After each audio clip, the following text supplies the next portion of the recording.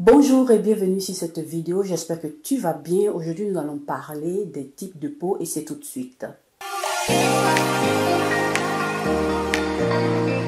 Donc là aujourd'hui je viens t'apprendre comment est-ce que tu peux reconnaître ton type de peau, car il est très important de pouvoir savoir son type de peau. Voilà, c'est vrai que tu vas faire des soins sur cette chaîne, on parle un peu de tout ce qui est soins de peau, mais il faudrait que tu saches aussi quel type de peau tu as pour pouvoir prendre les éléments importants, les produits cosmétiques qui sont adaptés à ton type de peau. Donc on va dire que c'est une base que tu dois avoir, c'est assez important, c'est assez intéressant et on part tout de suite. On va commencer dans un premier temps avec la peau grasse. Eh bien, la peau grasse, c'est une peau que tu vas voir qui a assez de sébum. Qu'est-ce que c'est que le sébum? Le sébum, c'est une sécrétion, voilà, qui est sécrétée, voilà, une matière grasse qui est sécrétée par les glandes sébacées en dessous de la peau, voilà, qui va apporter cette huile-là. C'est une huile, c'est quelque chose qui est fait pour aider la peau, pour que la peau puisse bien se sentir, pour protéger la peau aussi des agressions extérieures. Donc ce sébum-là, tu vas voir que ce sébum est produit en excédence. C'est ce qui va faire que tu vas voir que ces personnes-là ont des peaux qui brillent. Tout le visage qui brille, c'est pas de l'huile qu'ils ont mis, c'est pas de, on va dire comme ça, de la transpiration pour ces personnes-là qui se trouvent dans une zone assez chaude. Il faut savoir aussi faire aussi la différence. S'il fait chaud que tu transpires, ce n'est pas le sébum, c'est de la sueur. Mais s'il ne fait pas chaud, si le temps est assez clément, que tu te retrouves avec ta peau qui est brillante, tout le tour de ton visage qui est brillant, toute ta peau, donc là tu as une peau grasse. Et cette sécrétion-là, ça qui s'appelle sébum.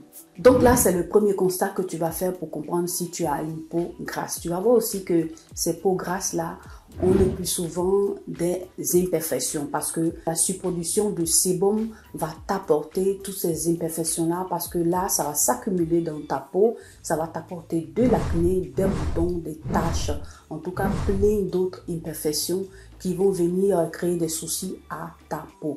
Tu vas voir aussi que ces types de peau-là ont des pores dilatés. Voilà, ça se voit tout de suite. Et tu vas voir aussi qu'elles sont un peu ternes. Voilà, ce sont des peaux assez ternes. Donc voilà, dans d'autres vidéos, je vais te présenter aussi les ingrédients que tu pourras utiliser pour prendre soin de ce type de peau-là. Mais il y a aussi des avantages, il n'y a pas que des inconvénients. C'est vrai que les inconvénients sont plus ou moins à 80%, mais tu as quand même des avantages pour ce type de peau-là. C'est un type de peau qui ne vieillit pas assez rapidement, voilà, parce que elle est assez épaisse. Voilà, donc les rides et ridules n'apparaissent pas le plus souvent très vite. C'est un peu plus tard. Donc voilà un avantage assez intéressant pour ces personnes-là qui ont ce type de peau. Tu vas voir qu'elles ne vieillissent pas assez rapidement. Donc là, on va passer maintenant au deuxième type de peau. On va parler maintenant de la peau sèche. Voilà, la peau sèche est une peau qui n'a pas de brillance. Elle a des difficultés à pouvoir produire le sébum, il n'y en a pas assez, pratiquement pas même le plus souvent. Donc, elle doit apporter ces éléments-là par les éléments cosmétiques en hydratant la peau.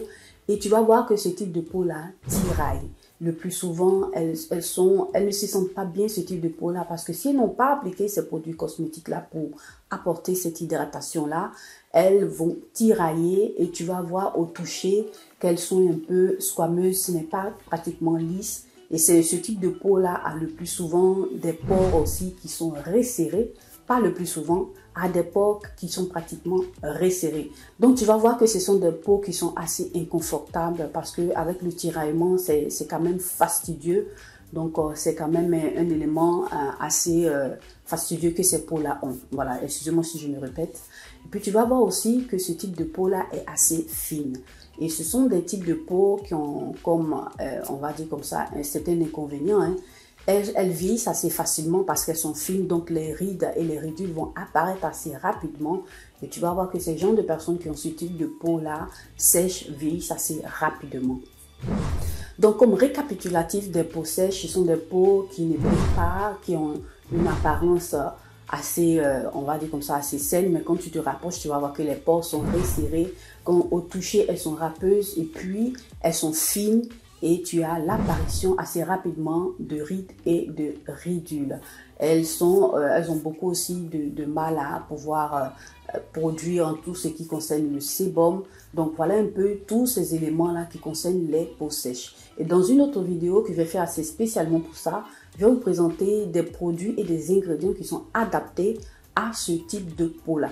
Voilà pourquoi lorsque vous partez dans les commerces, vous devez savoir effectivement cette base-là, quel est votre type de peau pour pouvoir prendre les produits adaptés pour votre type de peau. Comme autre type de peau, nous avons les peaux mixtes, souvent le plus souvent à tendance grasse. Ce type de peau-là, c'est un type de peau comme la mienne, voilà, qui va se retrouver avec la zone T, c'est cette zone-là, le front, le nez, le menton, qui est pratiquement plein de sébum. Voilà, tu as une forte dose, une forte production de sébum et tu vas te retrouver avec les joues qui sont pratiquement sèches. Donc ce type de peau là aussi a des éléments assez importants, des ingrédients que tu vas utiliser pour prendre soin de ce type de peau, et c'est ce que j'essaie de vous présenter sur cette chaîne pour que vous puissiez aussi, si vous vous retrouvez dans mon cas, avoir les produits que vous pouvez assez facilement utiliser. Et voilà, ce type de peau là n'a pas tellement de soucis.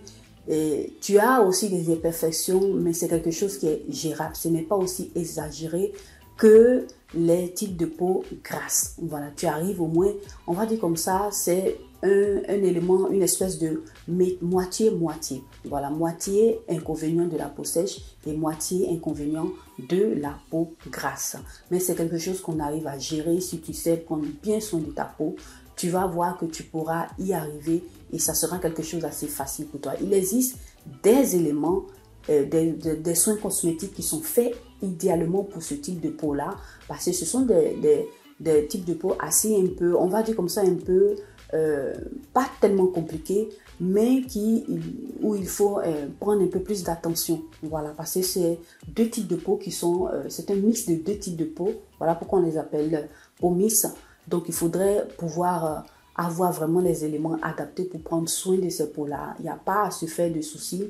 Voilà, pour pouvoir les reconnaître, c'est tout simple. Quand tu finis de nettoyer ton visage, tu vas voir que après quelques temps, tu prends, on va dire comme ça, un papier sopalin, un élément, et que tu vas appliquer sur tout ton visage. Tu vas voir que la partie, cette zone-là, il y aura de l'huile sur le papier.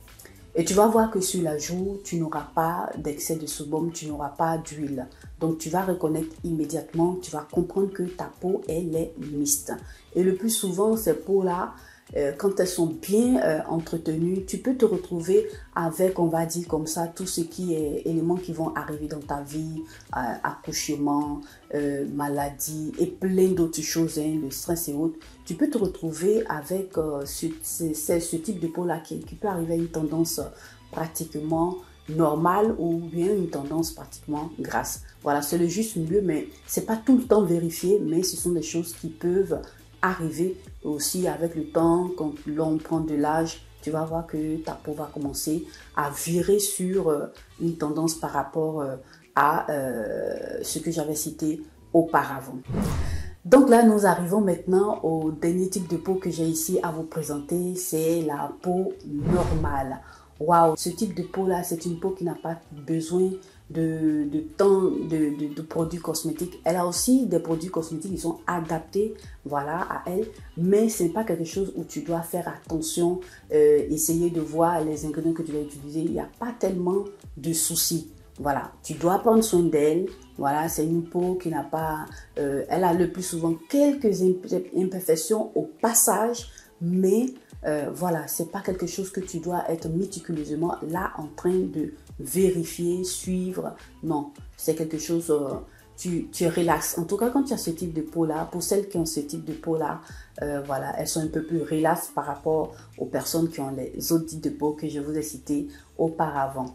Donc, c'est quelque chose d'assez naturel, voilà. Chacun a sa peau. Ça vient aussi de la génétique, donc il faut tenir aussi compte de cela. Et puis bon, si tu sais prendre soin de ta peau, tu connais ton type de peau et tu sais prendre soin de ta peau, il n'y a pas de souci, tu vas te sentir aussi bien et puis tu pourras mieux te porter avec ta peau parce que tu sais comment t'y prendre, voilà, pratiquement avec ta peau.